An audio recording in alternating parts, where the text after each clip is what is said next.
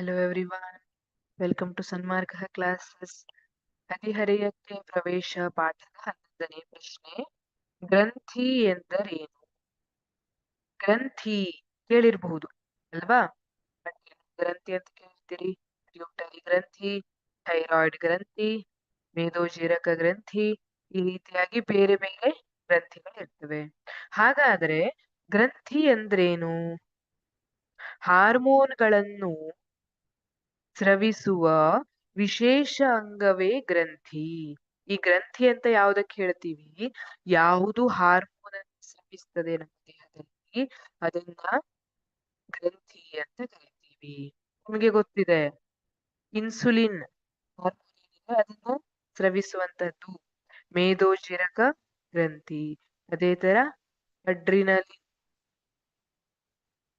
Hormone ಅನ್ನ ಸ್ರವಿಸುವಂತದ್ದು adrenal ಗ್ರಂಥಿ ಅಲ್ವಾ? ಮತ್ಯಾವ್ದು ಗೊತ್ತು ನಿಮ್ಗೆ? ಪಿಟ್ಯೂಟರಿ ಗ್ರಂಥಿ ಗೊತ್ತಿದೆ ಅಲ್ವಾ? ಬೆಳವಣಿಗೆಯ ಹಾರ್ಮೋನ್ ಅನ್ನು ಸ್ರವಿಸುವಂತದ್ದು ಪಿಟ್ಯೂಟರಿ ಗ್ರಂಥಿ.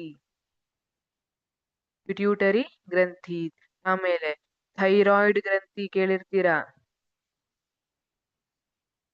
ಥೈರಾಯ್ಡ್ ಗ್ರಂಥಿ ಇದು ಥೈರಾಕ್ಸಿನ್ ಹಾರ್ಮೋನ್ ಅನ್ನು ಸ್ರವಿಸುವಂತದ್ದು. ಥೈರಾಯ್ಡ್ ಗ್ರಂಥಿ ನಮ್ಮ ದೇಹದ ಗಂಟಲಿನ ಭಾಗದಲ್ಲಿ ಇರ್ತದೆ. ಇದು ಥೈರಾಕ್ಸಿನ್ ಹಾರ್ಮೋನ್ ಅನ್ನ ಸ್ರವಿಸ್ತದೆ. ಪಿಟ್ಯೂಟರಿ ಮೆದುಳಿನಲ್ಲಿರುವಂತದ್ದು, ತಲೆಯಲ್ಲಿರ್ತದೆ. ನಮ್ದು ಬೆಳವಣಿಗೆಯ ಹಾರ್ಮೋನ್ ಆಗಿದೆ, ಬೆಳವಣಿಗೆಯನ್ನ ನಿಯಂತ್ರಿಸುವಂತಹ ಹಾರ್ಮೋನ್. ಅಷ್ಟೇ ಅಲ್ಲ, ನಮ್ಮ ದೇಹದಲ್ಲಿ ಬೇರೆ ಬೇರೆಯ ಗ್ರಂಥಿಗಳು ಸರಿಯಾಗಿ ಕಾರ್ಯನಿರ್ವಹಿಸಬೇಕು ಅಂದ್ರೆ ಪಿಟ್ಯೂಟರಿ ಏನಿದೆ ಅದು ಮಾಸ್ಟರ್ ಗ್ರಂಥಿ ಅಂತ ಹೇಳ್ತಾರೆ ಅದಕ್ಕೆ. ಅದು ಮಾಸ್ಟರ್ ತರ ಕೆಲಸ ಮಾಡುತ್ತೆ, ಎಲ್ಲರಿಗೂ ನಿರ್ದೇಶನ ಮಾಡುತ್ತೆ. ನೀನು ಸರಿಯಾಗಿ ಬಿಡುಗಡೆ ಮಾಡ್ತಾ ಇಲ್ಲ, ಬಿಡುಗಡೆ ಮಾಡ್ಬೇಕು, ಈ ರೀತಿಯಾಗಿ. ಅಡ್ರಿನಾಲಿನ್ ಮೂತ್ರಪಿಂಡದ ಮೇಲ್ಗಡೆ ಇರುವಂತದ್ದಾಗಿದೆ.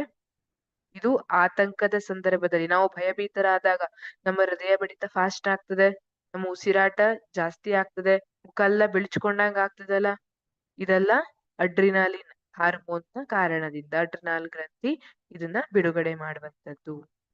ಅದೇ ತರ ಇನ್ಸುಲಿನ್ ಅಲ್ವಾ? ಇನ್ಸುಲಿನ್ ಅಂತೂ ಕೇಳಿರ್ತೀರಾ. ದೇಹದಲ್ಲಿ ರಕ್ತದಲ್ಲಿ ಸಕ್ಕರೆಯ ಮಟ್ಟವನ್ನ ನಿಯಂತ್ರಿಸುವಂತದ್ದು ಇನ್ಸುಲಿನ್. ಡಯಾಬಿಟಿಸ್ ಇರುವಂತವರು ಇನ್ಸುಲಿನ್ ಇಂಜೆಕ್ಷನ್ ಮೂಲಕ ತಗೊಳ್ತಿರೋದನ್ನ ನೋಡಿರ್ಬಹುದು ನೀವು ಅಲ್ವಾ? ಮೇದೋಜೀರಕ ಗ್ರಂಥಿ ಏನಿದೆ ಅದು ಇನ್ಸುಲಿನ್ ಅನ್ನ ಬಿಡುಗಡೆ ಮಾಡುವಂತದ್ದು. ಈ ತರ ಈ ಮೇದೋಜೀರಕ ಗ್ರಂಥಿ ಇರ್ಬಹುದು, ಅಡ್ರಿನಲ್ ಗ್ರಂಥಿ, ಪಿಟ್ಯೂಟರಿ ಗ್ರಂಥಿ, ಥೈರಾಯ್ಡ್ ಗ್ರಂಥಿ, ಇವೆಲ್ಲ ಬೇರೆ ಬೇರೆ ಹಾರ್ಮೋನ್ಗಳನ್ನ ಸ್ರವಿಸ್ತದೆ. ಹಾಗಾಗಿ ಹಾರ್ಮೋನ್ಗಳನ್ನು ಸ್ರವಿಸುವ ವಿಶೇಷ ಅಂಗವೇ ಗ್ರಂಥಿ.